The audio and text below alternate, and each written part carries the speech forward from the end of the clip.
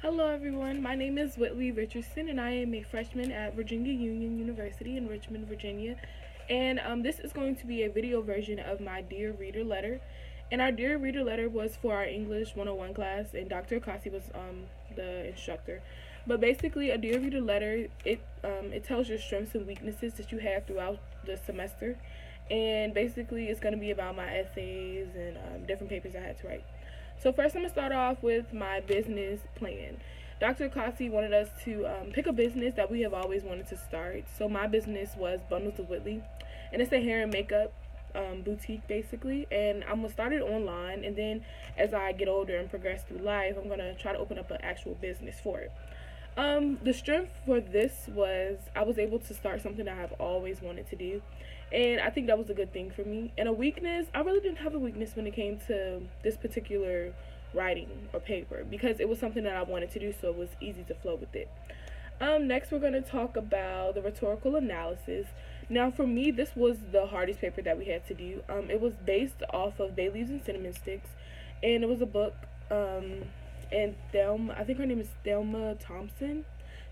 Thelma B. Thompson. She wrote the book, and basically we had to use ethos, pathos, and logos dealing with the book, and that was the hardest part for me, using ethos, pathos, and logos, because I didn't really get that concept in high school, so it came back up in college, and I was forced to understand it. So I would say a strength was I was forced to learn it, and a weakness was it was hard for me learning it, but I did. Next, we're going to talk about my argumentative essay / persuasive essay. Now, this was my favorite essay. This was based off the movie Native Son, which is a great movie. Everybody should go watch it. But basically, to give you a little background of the movie, Bigger Thompson, who is an African-American male growing up in Chicago during a time where racism and segregation was alive, and it's still alive today, but it was more prevalent back then. It was going on with him back then, and basically he killed somebody on accident, and then he turned around and killed somebody on purpose. So basically you're and our paper was, should he go to jail or should he not take a side to it?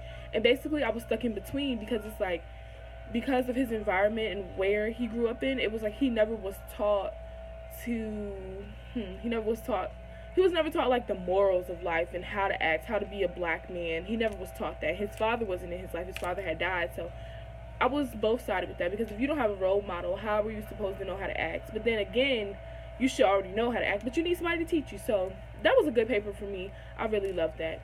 And lastly, I'm going to talk about my experience in my English 101 class. Dr. Kasi is a great professor. Basically, she taught us how to plan for the future, basically.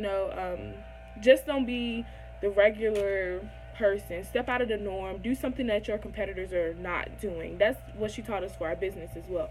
You have to be giving something that somebody else is not giving. And basically, one thing I will always remember Dr. Akasi always said was, when you walk around campus, make sure you have a pen and a piece of paper in your hand. We are scholars.